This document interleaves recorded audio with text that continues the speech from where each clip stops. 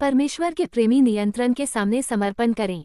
अतः जब हम विश्वास से धर्मी ठहरे तो अपने प्रभु यीशु मसीह के द्वारा परमेश्वर के साथ मेल रखें। रोमियो 5:1। यदि आप मन और आत्मा में गहरी, व्यक्तिगत, संतोषजनक शांति चाहते हैं तो आपको अपने जीवन का नियंत्रण पूरी तरह से परमेश्वर को समर्पित करना होगा। आपको कैसे पता चलेगा कि आपने ऐसा किया है?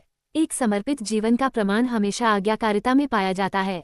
जब परमेश्वर कहता है कि करें और मैं करता हूँ, मुझे इससे कोई फर्क नहीं पड़ता कि मैं इसे समझता हूँ या नहीं, यदि कोई और वो कर रहा है, यदि वह संभव है या नहीं, यदि वह मुश्किल या आसान है, मैं तो बस उसे करता हूँ। जब आप परमेश्वर के वचन को सुनते हैं और उसके निर्देश का पालन करते हैं तो परिणाम हमेशा एक ही होता है, शांति। आज आप अनियंत्रित स्थिति में हो सकते हैं। आपका विवाह किसी न बदलने वाले व्यक्ति से हो सकता है। हो सकता है कि आप एक स्पष्ट न की जाने वाली समस्या का सामना कर रहे हों। अच्छी खबर यह है कि आप अपने जीवन में परमेश्वर की शांति पा सकते हैं। लेकिन सबसे पहले आपको परमेश्वर के साथ शांति स्थापित करनी होगी। आपको परमेश्वर की शांति तब तक नहीं मिल सकती जब तक कि आप पहले परमेश्वर के साथ मेल नहीं कर लेते हैं। आप ऐसा कैसे करते हैं? आप ऐसा अपने पूरे जीवन को यीशु मसीह के विश्वास में समर्पित करके करते हैं। अतः जब हम विश्वास से धर्मी ठहरे तो अपने प्रभु यीशु मसीह के द्वारा परमेश्वर के साथ मेल रखें। रोमियो 5:1। क्या आप परमेश्वर के साथ युद्ध करते करते थक नहीं गए हैं? क्या आपको नहीं पता कि यही आपके जीवन में तनाव का सबसे बड़ा स्रोत है? अपने जीवन के नियंत्रण में रहने का परिणाम क्या है? चिंता, अपराधबोध, कड़वाहट, आक्रोश, चिंता, भय, थकान, तनाव और निराशा।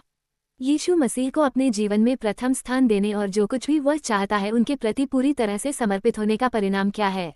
शांति, शक्ति, सामर्थ्य, ज्ञान, उद्देश्य, अर्थ, अनंत जीवन, महत्व और आनंद। क्या आप इस प्रार्थना को अपने मन में करेंगे? हे प्रिय पिता, आप जानते हैं कि मैंने अपने जीवन मन समस्याओं का विरोध कैसे किया है, और आप जानते हैं कि मैंने कैसे उन चीज़ों का विरोध किया है जिससे मुझे पीड़ा हुई है, जिसे मैं बदल नहीं सकता हूँ। आप जानते हैं कि मैंने आपसे कई बार स्पष्टीकरण मांगा है जो मुझे कभी नहीं मिला। आज मैं उन चीज़ों को लेकर आपसे लड़ना बंद करना चाहता हूं जो मुझे समझ में नहीं आती हैं। मुझे क्षमा करें। मैं व्यक्तिगत शांति का मार्ग प्रारंभ करना चाहता हूं, इसलिए मैं आपसे मदद मांगता हूं। मुझे उन बातों को बदलने में मदद करें जो मैं कर सकता हूं, और उन बातों को स्वीकार करने में मेरी मदद करें जिन्हें बदला नहीं जा सकता है।